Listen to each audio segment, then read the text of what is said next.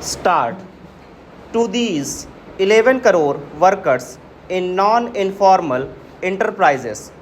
add the 23 odd crore engaged in agriculture, and that is almost two-thirds of the labor force which continues to be engaged in low productive jobs in less productive sectors which are now capturing an even lower share of the entire value added in the economy than before. And then there are those informally employed in construction and the formal parts of the economy. In the absence of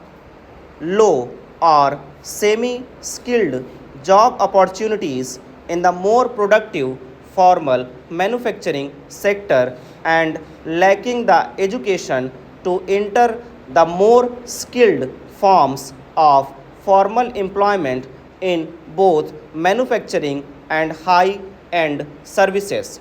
Their alternatives only include precarious forms of employment in the economy.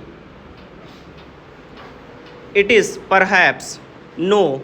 coincidence that after the various arms of the Indian state, such as defense and railways, Uber, with more than 10 lakh drivers in the country,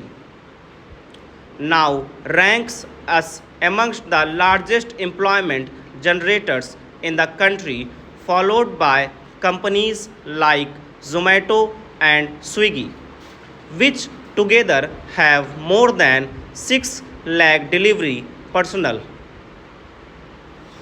The issue of jobs or the lack thereof has been a constant in India's development story,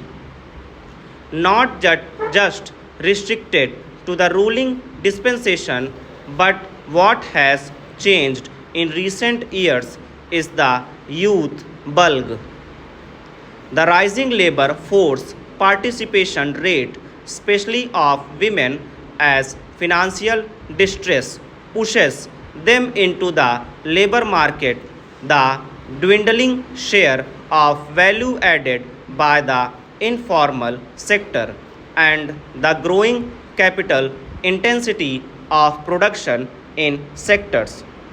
that not only account for more value addition in the economy but also those that are more labor intensive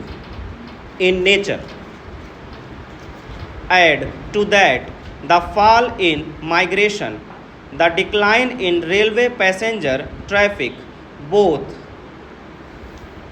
and non compared to pre-pandemic levels, indicates that possibility, and the channel that facilitates the transfer of resources from the urban to rural areas also appears to have cracked. If such an employment situation persists, governments will find it difficult to restrict fiscal transfer to the less well off. An obvious corollary is the possibility of continuing high levels of taxation of the more affluent collections from the surcharge levied on high income individuals have increased by almost 50 times over the past decade, from rupees 1343 crore in 2014-15 to rupees 65,000 crore in 2023-24. But this approach of milking the rich while increasing giveaways at the lower end also has